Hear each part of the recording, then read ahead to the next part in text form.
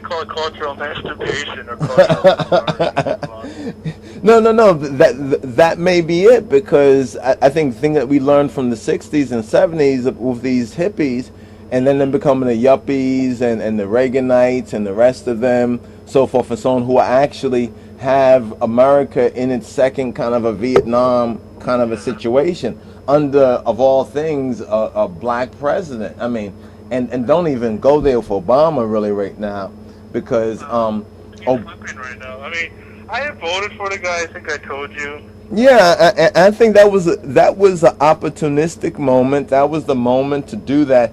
It's really now this. Obama should understand, whether he was black or whether he was white or whatever. Anyone should understand, if you want to be president, it's not about what people see on TV. There's a lot of backdoor stuff, you know, that you have to deal with. You know what I mean? All kind of stuff. You understand? I'm talking about political, economic, maybe some other little stuff we don't want to talk about in polite company, that you're going to have to deal with behind the scenes. And to me, Obama's at that point where, regardless of whatever he does, he's already made history. You see what I'm saying? Even if he does nothing, he still has already made history. I think he's at the choice is his. The choice is really Obama's. I think Obama, judging from where he come from Chicago, what he wrote in his book, and when you really understand his psychology, you know he knows about the struggle. You know, he knows there's a struggle out there. He knows there's white supremacy out there, and he's even kind of not directly spoken against it, but have articulated, you understand, you know, against it. You know, now it's really whether Obama has the heart. It's really about whether Obama really has the heart to really carry through, you understand, and do something dramatic. In other words, he could flip the whole New World Order, or he could make the New World Order go through. Well, Kennedy tried to do it, and look what happened to him. I mean, but Kennedy, you see, I'm not going to say this lightly, but Kennedy was a whole different time. Yes, you're right. That still shows you. Kennedy, remember the Matrix? Yeah, but you have to remember that Kennedy and his whole clan. Remember his brother was going against the who's that big mobster guy that Jimmy Hoffa. Yeah, and G. Gordon Liddy and all these people were, you know, he's going against the mob, the unions, and so forth and so on. He came from this Irish Catholic. You got to understand how America was in that time. They didn't want no Catholic, even though the Catholics done run. You know, the Catholics been running America from a long time. You know what I mean? The Catholics run America. You know, the Pope basically, you know, the Pope run the system. Not the Pope, that man, but the Jesuits and the Black Pope and the whole establishment basically run the system through a whole bunch of proxies. So what Obama really needs to do is really decide what he's going to do. And we don't even bother with Obama. Obama's not even we did touch on him when he was still in the running. But right now, it's not really significant. I tell a lot of people who ask me, do you think Obama is going to deal with reparation? You think Obama is going to deal with such and such? I say this. Obama told us when he was elected, this is not his victory, this is ours. He wants, really, what he was trying to signal, a hint, wink, wink to the people, is that he wants us not to do what people have done. In other words, don't get relaxed. Don't get, you know, like everybody now is kind of, oh, we got a black president. Let's, was it they're at the plasma tube, looking at what's Obama going to do? What is Obama going to do?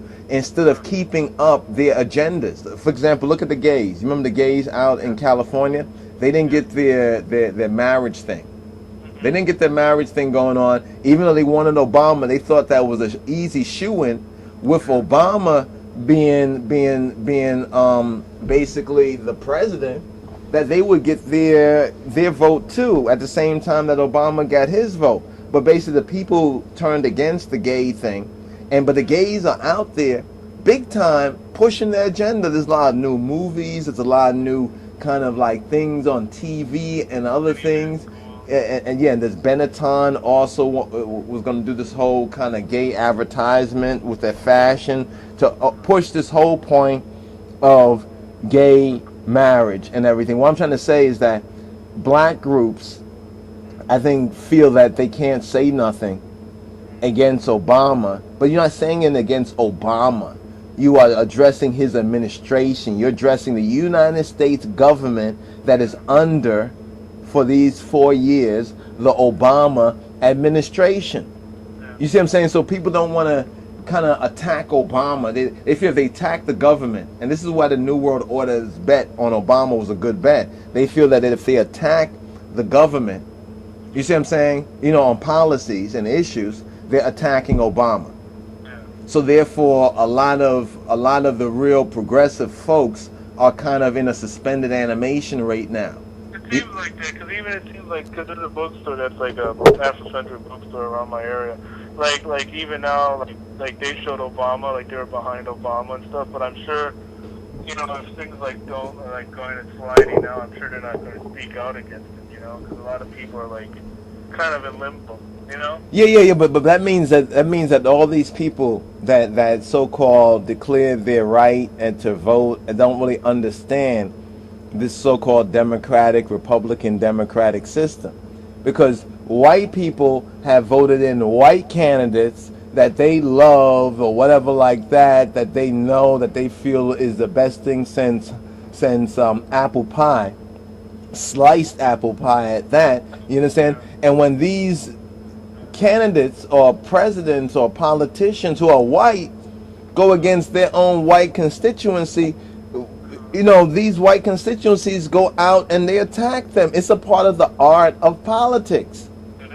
You see, but these silly folks, and I gotta say it the way I like to say it, these silly Negroes, you understand? And it's the majority of the Negroes, you understand, that don't understand that. Because right now, if there's a woman's group, or you know, of the abortion group, or if there's some gay group, or if there is some Jewish group, or if there's some other particular union group that supported Obama, and Obama seems like he's shirking on his promises, they're going to be right out there and say, we're not attacking the president. We all voted for the president, but we want him to keep his pledge, to keep his promise to us, the American people, whatever. You know what I mean? They're going to get out there, but a lot of these Negroes are in suspended, limbo and suspended animation, and that's why when we said that Obama's choice as the president, you understand, was an ideal choice for them.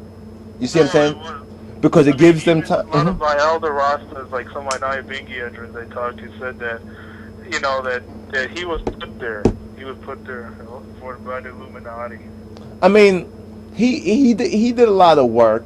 He spoke well. He's slick. He's wise. I think Obama's a very intelligent cat. You know, so on and so on. He has the goods.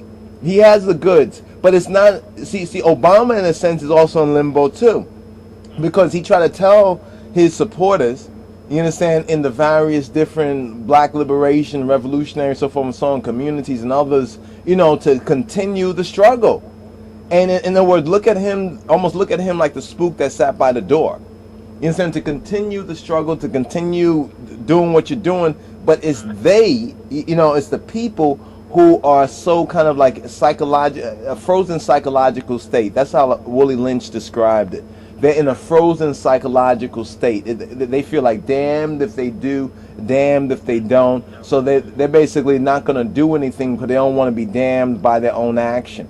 And they don't recognize that if these black groups right now, and not just black groups, but especially the liberation groups and others, if they began to address Obama like he's the president, like this is his administration, like he has pledged himself, he's given certain promises and words on certain issue, and go to him just like he is, just like what he is. He's just another president.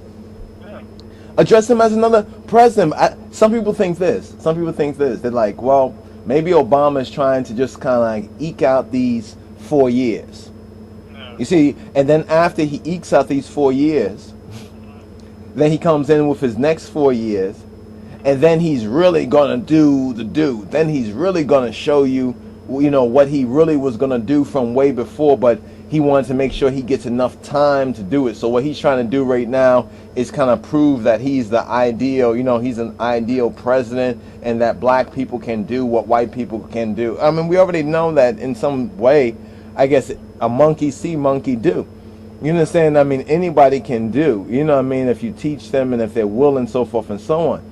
But I think it's a good point about Obama, that Obama's in a catch-22 position, but really it's the people who supported him who are more asking each other the question that, do you think Obama is going to do this or that?